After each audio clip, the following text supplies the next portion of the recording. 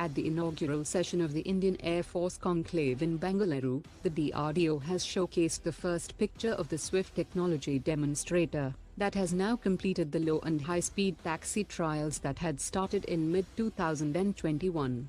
The Swift weighs around 1 tons, and is powered by a Russian NPO Saturn 36MT turbofan engine.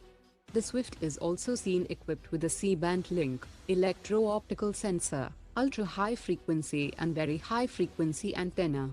The Swift is a technological demonstrator project to bridge the technology gaps towards the design and development of the 13-ton Aura unmanned combat air vehicle, that will be powered by a 46 kN dry cavalry engine for deep strike missions over hostile and heavily contested airspace.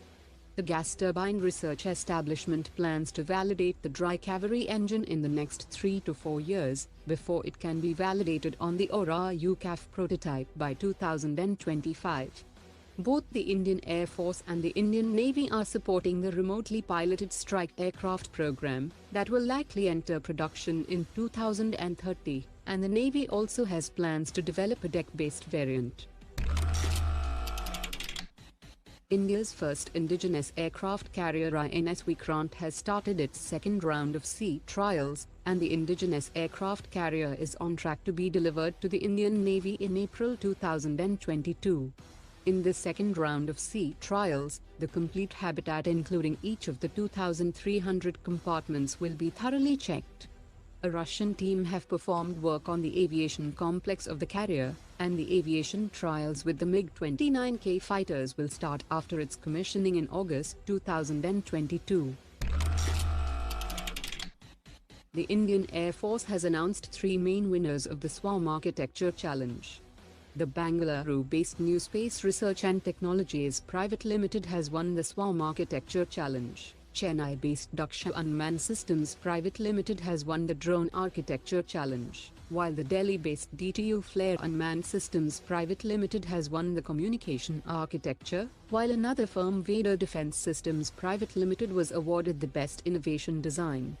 The Indian Air Force has supported the research and development for the competition by giving developmental reimbursement of up to 25 lakh rupees for the Phase-1, and 2.5 crore rupees for Phase-2 and Phase-3.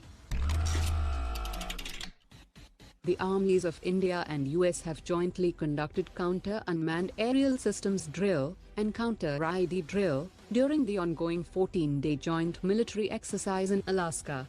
The troops of both armies also undertook an aerial reconnaissance training, in which reconnaissance of a target objective was done using the UH-60 Black Hawk helicopter. Small arms firing was also carried out by a combined team of US and Indian soldiers at the Griezelke firing range at Joint Base Elmendorf-Richardson. The commander of the Royal Netherlands Navy, Vice Admiral René Thas, has said that Netherlands is interested in posting a liaison officer at the Indian Navy's Information Fusion Center. The Bangladesh Navy Chief Admiral Iqbal has also arrived on a 3-day visit to New Delhi, and he met with the chiefs of the 3 services, and will also visit the Indian Navy's Information Fusion Center.